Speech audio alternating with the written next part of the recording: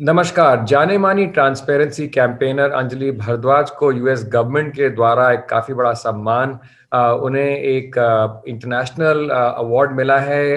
12 लोग इसमें शामिल हैं, 12 लोग विश्व भर से चुने गए, जिसमें अंजलि भारद्वाज भी शामिल हैं, और ट्रांसपेरेंसी और करप्शन के खिलाफ लड़ाई लड़ने के लिए ये अवार्ड दिया गया है।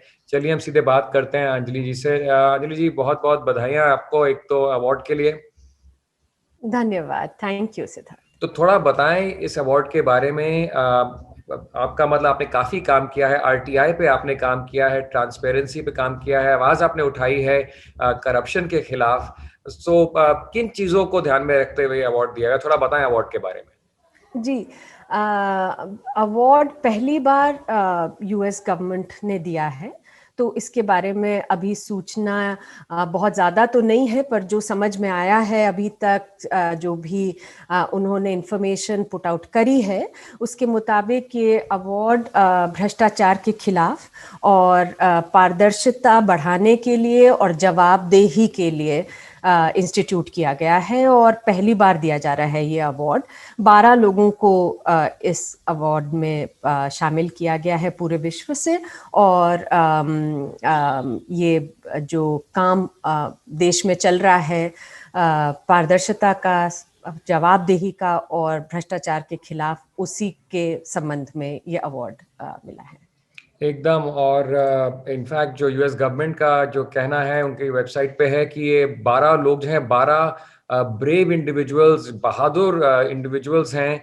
और ये कहा है यूएस गवर्नमेंट ने कि यूएस गवर्नमेंट की कमिटमेंट है ट्रूथ, ट्रांसपेरेंसी एंड अकाउंटेबिलिटी जो है, और इसी को ध्यान में रखते हुए 12 लोगों को अवार्ड दिया गया है। अवार्ड विनर्स जो हैं फिलीपींस से हैं, सियरा लियोन से हैं, लिबिया से हैं, इराक से हैं, ग्वाटेमाला से हैं, और भारत से अंजलि भारद्वाज। तो ये बताएं कि बहादुरी भी उन्होंने कहा है कि काफी मुश्किल काम होता है कई बार आवाज उठाना, तो बहादुरी को भी उन्होंने एक इम्पोर्टेंट शब्द यूज किया कि बहादुरी को भी ध्यान में रखते हुए, बहुत कैंपेनर्स हैं, बहुत लोग मेहनत कर रहे हैं, लेकिन आपको बहादुरी के लिए भी अवार्ड दिया गया है अपनी आवाज उठाने का। थोड़ा उसके बारे में बातचीत कीजिए। जी, सिद्धार्थ, देखिए, ये जो अवार्ड है, मैं इसको समझती हूँ कि एक रिकग्निशन है एक कलेक्टिव एफर्ट के लिए और स्ट्रगल्स के लिए। पारदर्शिता देश में, और भारत जैसे इतने विशाल देश में पारदर्शिता की बात करना और जवाबदेही की बात करना किसी एक इंडिविजुअल के लिए, मेरे लिए अकेले कोई संभव नहीं हो सकता।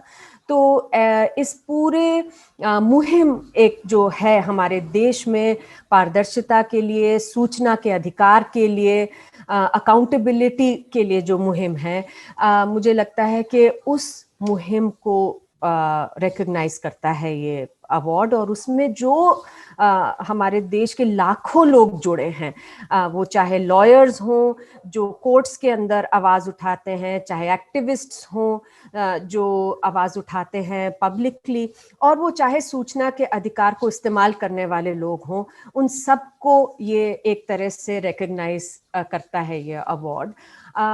और जो आपने बहादुरी की बात की, आपने बिल्कुल सही कहा कि कहीं पर भी, और खास करके हमारे जैसे देश में जहाँ पर भ्रष्टाचार हाईएस्ट लेवल्स पर तो है ही, पर एक्चुअली करप्शन जो है goes down to the lowest level.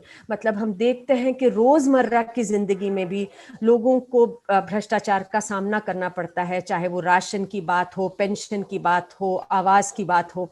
तो ऐसे में लोगों के ऊपर जब वो पारदर्शिता मांगते हैं, सूचना मांगते हैं, या वो जवाबदेही मांगते हैं और कहते हैं हमारे अधिकार हमें मिलने चाहिए, अब्यूज ऑफ पावर को एक्सपोज करते हैं, तो उन पर एक बैकलैश जरूर रहता है।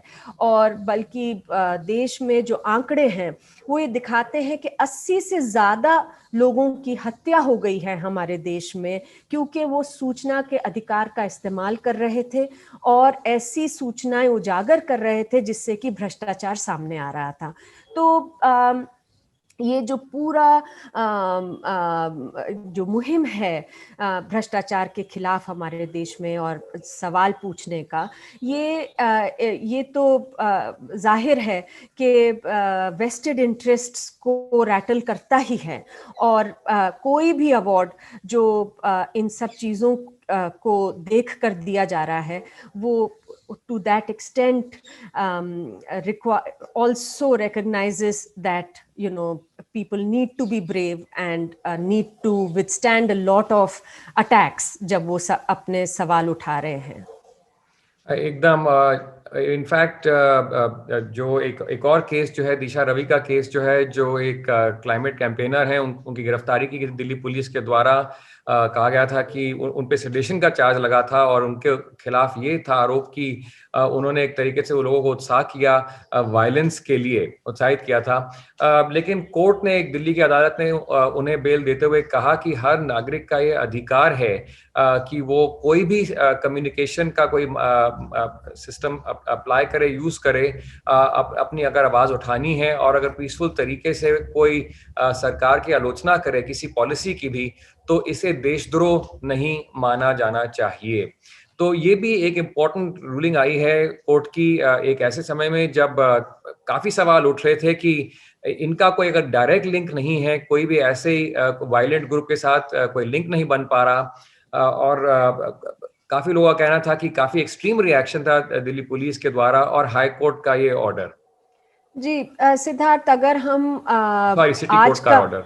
जी हम अगर आज का माहौल देखें हमारे देश में, तो ये साफ नज़र आता है कि जो लोग सवाल पूछ रहे हैं, जो सवाल उठा रहे हैं और जवाब मांग रहे हैं फ्रॉम दोज इन पावर, उनके ऊपर एक प्रहार हो रहा है, अलग अलग तरीके से हो रहा है। जैसे मैंने कहा, कई लोगों की तो पिछले 15 साल में खैर हत्या ही हुई है क्योंकि उन्होंने सूचना के अधिकार का इस्तेमाल किया है।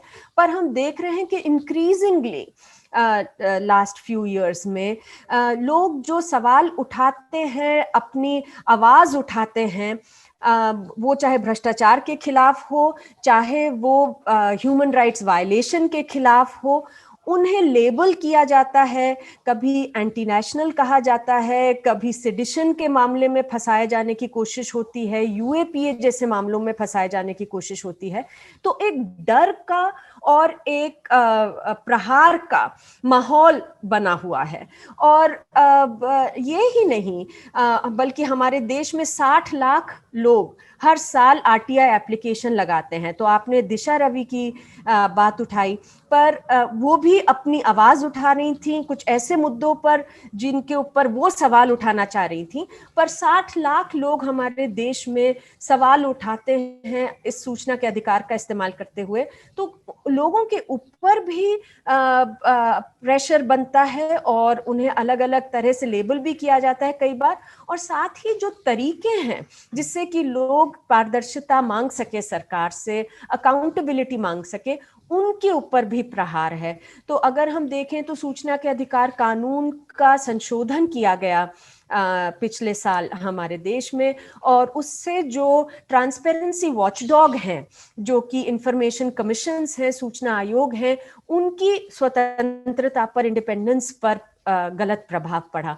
तो ऐसे माहौल में जब ये अवार्ड दिया जाता है, तो मुझे लगता है कि वो एक तरीका भी है और एक मौका भी है फोकस करने का उन प्रॉब्लम्स के ऊपर जो फेस करी जा रही हैं आज पारदर्शिता और जवाबदेही बनाने में, हमारे देश में भ्रष्टाचार के खिलाफ आवाज उठाने में। और जिसे हम कहते हैं ये सारे टूल्स हैं टू डीपन डेमोक्रेसी। तो अगर पारदर्शिता और सवाल उठाने का अधिकार लोगों के पास नहीं है, तो फिर तो डेमोक्रेसी नाम के वास्ते रह जाती है।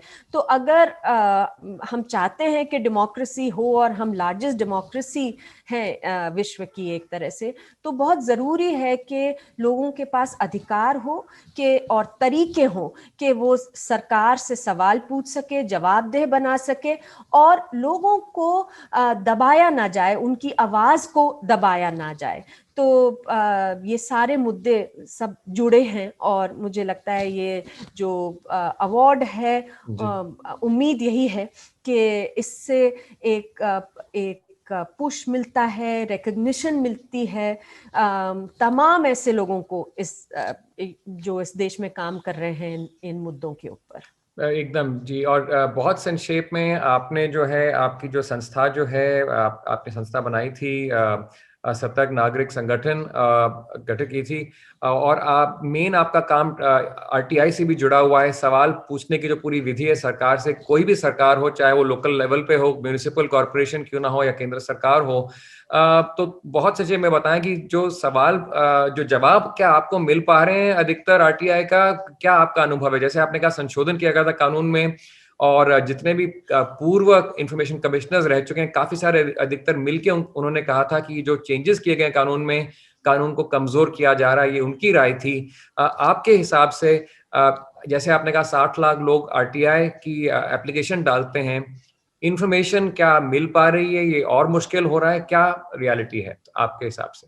जी, सिद्धार्थ, मैं सूचना के अधिकार के मुहिम से पिछले 2 दशकों से 20 साल से जुड़ी हूँ और एक ये ऐसा मुहिम है हमारे देश में जिसमें कि लोग पूरे देश से लगे मांग करने के लिए कि कानून आए, और कानून जब 2005 में राष्ट्रीय स्तर पे आया तो वो विश्व में सबसे अच्छे कानूनों में भी माना जाता है। इसका इस्तेमाल भी, जैसे मैंने कहा, 60 लाख लोग हर साल इस्तेमाल कर रहे हैं, तो विश्व में सबसे ज्यादा इस्तेमाल हो रहा है इस कानून का। तो रोबस्ट है, बहुत वाइब्रेंट यूज है कानून का। लेकिन जो बहुत जरूरी बातें हैं वो ये है कि सरकार की इच्छा शक्ति और मंशा क्या है, क्या वो लोगों तक सूचना पहुंचा रही है या नहीं।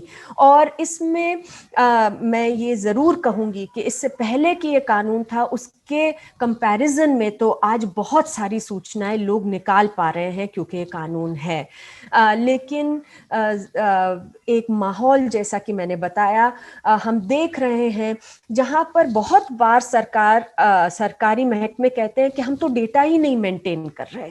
तो ये तो सीधा लोगों के सूचना के अधिकार पर प्रहार है, क्योंकि अगर डेटा ही नहीं होगा, सूचना ही नहीं होगी तो लोग क्या लेंगे। दूसरा, जो पेनल्टी का प्रोविजन है कानून में जिससे कि दंड लगाया जा सकता है ऐसे अधिकारियों पे जो सूचना नहीं देते, भ्रष्टाचार को उजागर नहीं होने देते, उस प्रोविजन का भी इस्तेमाल बहुत सही से नहीं हो रहा। उससे एक डर उठ जाता है पब्लिक इंफॉर्मेशन ऑफिसर्स पे, और उन्हें लगता है हम सूचना नहीं भी देंगे तो चलेगा। तो ये एक बड़ी प्रॉब्लम है। और साथ ही में जिन इंस्टीट्यूशंस का, इंफॉर्मेशन कमीशंस का काम है कि वो लोगों तक सूचना पहुंचाए, उनमें नियुक्तियां नहीं कर रही सरकारें, और फिर बहुत लंबे समय तक लोगों को इंतजार करना पड़ता है अपनी अपील के सुनवाई का। तो उससे उनका जो ये कानून है का अधिकार है जो सूचना का, ये खंडित हो जाता है। तो मुझे लगता है कि ये आरटीआई कानून बहुत ही लोगों को सशक्त करने वाला कानून है, और इसमें जो हम देख रहे हैं, इस पर जो प्रहार हम देख रहे हैं वो बहुत कंसर्निंग है। और ज़रूरी है कि सरकारें ये समझें कि किसी भी लोकतंत्र में पारदर्शिता और लोगों को सूचना का अधिकार तो एक सबसे मौलिक अधिकार है। तो उसके ऊपर काम होने की ज़रूरत है। लोग तो मांग करेंगे ही और कर ही रहे हैं, और लेकिन सरकारें भी सुने, ये बहुत ज़रूरी है। एकदम। तो जैसे अंजलि जी ने बताया कि 2 दशक से वो जुड़ी हुई हैं आरटीआई की पूरे मुहिम और कैंपेन के साथ, और 2 दशक से ज़्यादा लगे थे आरटीआई के कानून को बनने के लिए। 2005 में जो कानून बना था एकदम विश्व भर में प्रसिद्ध कानून था कि सबसे एक इम्पॉर्टेंट और शक्तिशाली एक टूल था आम नागरिक के हाथों में सरकार से जवाबदेही का। और लाखों लोग जो हैं, जो जुड़े हुए हैं, आम नागरिक अपने सवाल पूछ के ही इस कानून को मजबूत बनाते हैं। अंजलि भारद्वाज जैसे लोग एकदम जुड़े हुए हैं और एकदम इसके इंसेप्शन से। बहुत बहुत शुक्रिया अंजलि जी हमसे बातचीत करने के लिए। और जैसे आपने बताया कि अवार्ड जो आपको मिला है ट्रांसपेरेंसी के और एंटी करप्शन की लड़ाई के लिए, आप 12 लोग हैं विश्व भर से जो चुने गए हैं यूएस गवर्नमेंट के द्वारा बहादुरी दिखाते हुए सवाल पूछने के लिए और ट्रांसपेरेंसी और करप्शन के खिलाफ आपने लड़ाई लड़ी है, उसके लिए बहुत बहुत शुक्रिया एंड बधाई एक बार फिर। धन्यवाद।